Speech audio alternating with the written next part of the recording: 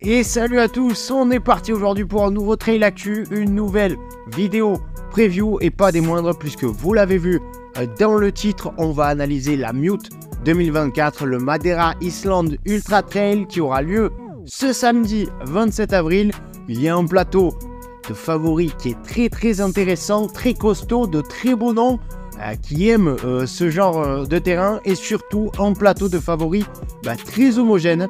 Je pense que ça va être très difficile de savoir qui pourra tirer son épingle du jeu, mais on va analyser tout cela ensemble. Alors, on ne tarde pas, c'est parti pour la preview de la Mute 2024.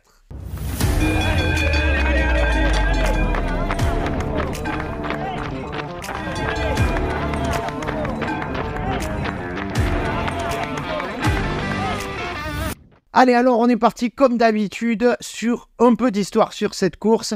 À force, vous savez que j'aime bien connaître le côté historique des grandes courses. Et donc ici, pour la Mute, tout a commencé en 2004 où il y avait un groupe de membres du club de running de Montagnardo Funchal qui, chaque année, avait l'habitude d'essayer de traverser l'île en moins de 24 heures. Et en 2008, avec certains de ces coureurs, une équipe s'est montée pour ce qui a été le premier événement trail running de l'île.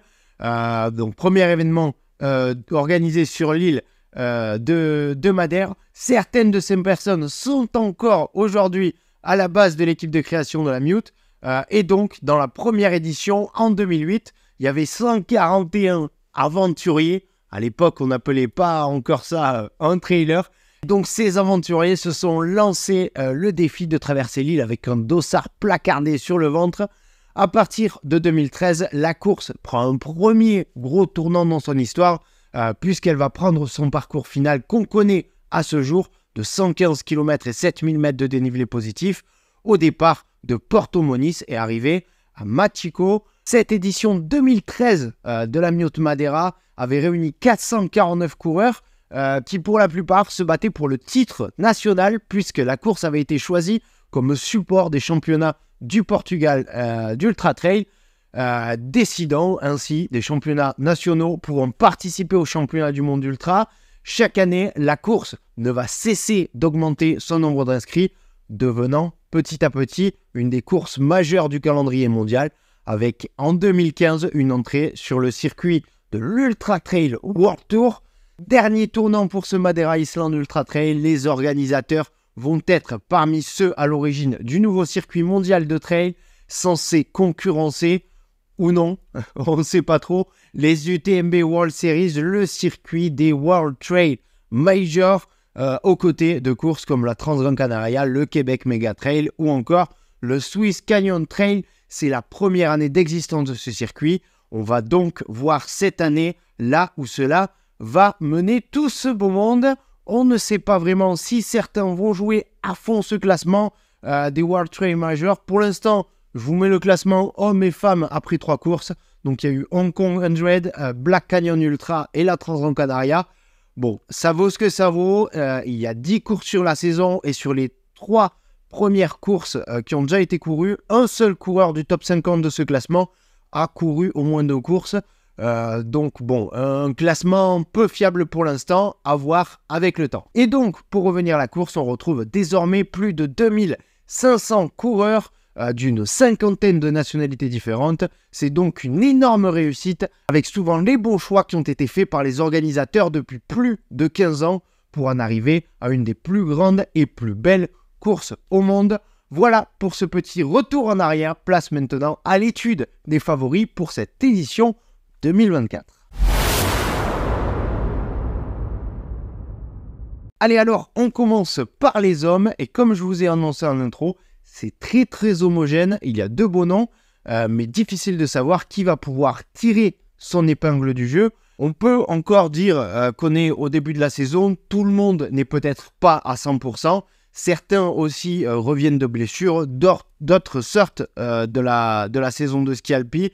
Bref, on va voir ensemble qui est présent chez les hommes. Alors, j'ai sélectionné 7 coureurs à voir ensemble. Ils sont assez nombreux, mais j'en ai sélectionné 7. Et pour commencer, Miguel Arceño, c'est lui qui a la cote ITRA la plus élevée au départ avec 917 de cote. Et c'est pas pour rien, puisque l'année dernière, il a remporté la Maxi Race, l'Ultra Pyrénéo, et s'est classé second de la Transgran Canaria. Cependant, il lui manque encore à son palmarès une victoire de rang sur une grande course mondiale. C'est peut-être pour cette année avec cette Mute Madeira. Ensuite, mon favori pour cette édition 2024 de la Mute, Beñat Marmisol.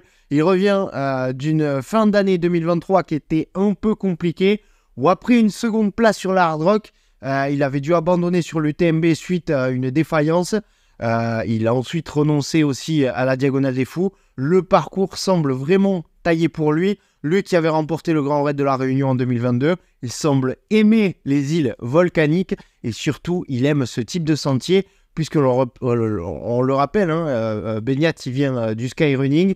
Il est allé chercher fin décembre sa qualif pour l'UTMB 2024 sur une course en Thaïlande. Bref, il doit être physiquement et mentalement frais. C'est mon favori pour cette Mute 2024. Ensuite, on continue. On retrouve un duo qui se retrouve souvent sur les mêmes lignes de départ. Jean-Philippe Tchoumi et Bendiman. Eux aussi, ils aiment les îles volcaniques, puisqu'on s'en souvient, ils avaient fait 2 et 3 sur la Diag en 2022, derrière Beñat Marmisol. Ce sont deux coureurs qui ont un niveau assez similaire, qui aiment ces courses difficiles, qui se retrouvent pas loin l'un de l'autre à l'arrivée, ou même qui arrivent ensemble, comme l'an dernier, sur la victoire main dans la main sur l'Andorra Samba UTMB. Alors attention à ces deux-là, ça peut très bien être à la bagarre pour le podium ou même jouer la gagne. Donc voilà, Jean-Philippe Tchoumi, Bendiman, pour moi, ça risque de jouer devant. Ensuite, Arthur Joyeux-Bouillon, il sort d'une saison de ski alpinisme 2 pour 1 avec 151 000 mètres de dénivelé positif à avaler sur les skis durant l'hiver. C'est sûr et certain, ça va lui servir durant cette Mute. Il est habitué au top 10 sur des courses de classe mondiale. Et en premier lieu, bien sûr, c'est 7e et 9e place sur l'UTMB en 2022 et 2023 avec des temps canons autour des 21h30. Donc, il est logiquement dans mes favoris de cette Mute. Il a déjà terminé 9e en 2019 et 14e en 2022 sur cette même preuve. Mais bon, depuis, il a clairement passé un gros palier. Et sachant qu'il a aussi été plutôt performant sur les débuts de saison. On se rappelle l'année dernière sa bataille avec Jim Walmsley sur Istria, où il avait terminé second derrière l'Américain. Donc voilà, les débuts de saison qui réussissent plutôt bien à Arthur Joyeux-Bouillon. Et le reste de la saison aussi. Voilà pour Arthur. À suivre samedi, comment va se passer bien sûr sa transition entre le ski et les baskets. Autre coureur qui avait lui aussi performé sur l'UTMB avec une 7e place l'année dernière, mais pas que. Tyler Green, l'Américain, sort d'une saison 2023 énorme avec donc cette 7e place sur l'UTMB, mais aussi une seconde place sur la Western et une 3e sur la Transgran Canaria. Il est habitué au podium sur des grandes courses comme la Western. Il court très très vite, c'est du genre fusée. À voir ce que ça peut donner sur un parcours comme la Mute. On va suivre ça. Attention à Tyler Green, à voir s'il peut mettre à profit sa vitesse. Et enfin, dernier coureur à voir ensemble, Martin Kern, un touche-à-tout, il est bon partout. C'est le mec qui, dans une saison, peut te gagner une Pika-Pika et finir 7e du Vanborn de la Saint-Élion au milieu des petits jeunes. Et pour moi, donc, comme je vous ai dit, il a remporté la Pika-Pika en 2023. La Pika-Pika, c'est le plus gros chantier en France. 110 km pour plus de 11 000 mètres de dénivelé positif sur des terrains plus techniques que ton terrain technique en bas de chez toi. Une course qui fait peur à beaucoup et qu'il a remporté en seulement 24 heures avec presque 3 heures d'avance sur le second. C'est pour vous dire le niveau de Martin Kern. Je pense qu'une Mute peut être très bien pour lui. Ça lui correspond parfaitement. Après, peut-être qu'il sera un peu juste pour un podium au niveau des coureurs qu'il y a devant. Même si, bon, attention, Martin Kern, c'est quelqu'un qui avait fait 4, il me semble, sur la TDS il y a 2 ou 3 ans. Donc, à suivre aussi la course du Grenoblois Martin Kern. Voilà pour mes favoris masculins. Comme vous avez pu le voir, ils sont nombreux et c'est difficile de sortir un coureur du lot. Et ils sont encore nombreux à pouvoir truster des places du top 10. Attention à ne pas oublier un coureur comme Cédric Chavet, par exemple, ou Sébastien Krogvig, mais aussi Jeff Mogavero, Francesco Cucco, Renaud Rouanet ou encore Luis Fernandez qui avait remporté l'épreuve en 2015. Bref, du beau monde samedi à Madère. Ne loupez pas ça samedi. Chez les dames, c'est pareil, ça reste très homogène. Je vais retenir 3 noms, Anne-Lise Rousset, Martina Valmasoui et Fiona Porte. Ces 3-là sont les têtes d'affiche, même si sur le papier, Anne-Lise Rousset-Séguré semble être un cran au-dessus, mais la Française devrait faire très attention à une autre Française, Fiona Porte, qui a fait une saison 2023 stratosphérique, avec des victoires sur la Maxi Race et le Lavaredo, et une seconde place sur la TDS. Anne-Lise, elle, de son côté, en 2023, était aussi sur la Maxi Race, mais sur le format marathon qu'elle a remporté. Et puis surtout, elle avait fait 2 sur la Hard Rock, derrière l'intouchable Courtney Dauwalter. Le parcours leur convient parfaitement toutes les deux. Et je pense que peut-être une 3e peut s'inviter à la fête. Martina Valmasoui va pouvoir s'inviter dans cette bataille. Elle qui a déjà remporté la TDS en 2022 et qui l'année dernière avait débuté 2023 par une victoire sur la Transvulcania et une 4e place sur les mondiaux. Ensuite, bon, la saison a été un peu plus compliquée puisqu'elle avait dû abandonner sur l'UTMB en août. Mais pareil pour Martina, le parcours lui correspond parfaitement.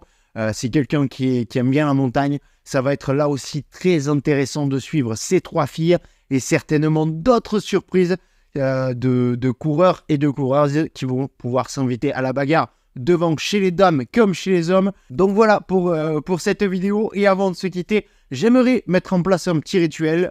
Désormais, en fin de chaque vidéo, je vais vous poser une question et vous pourrez me répondre dans l'espace commentaire. Et dans la vidéo suivante, je sélectionnerai 2 réponses qui me semblent être pertinentes et sur lesquelles on pourra argumenter. Et donc pour cette semaine, la question est la suivante. Que pensez-vous du début des circuits World Trail Major? La question est volontairement assez large et j'attends vos retours avec impatience. Voilà pour cette vidéo preview de la Mute 2024. Merci d'avoir regardé jusqu'au bout et n'oubliez pas de suivre cette course. Ça va être palpitant. Je pense qu'il y aura un live de suivi. Je vous le mettrai en commentaire. Allez, on se retrouve très bientôt pour de nouvelles aventures. C'était Arnaud pour Endurance Show. Ciao!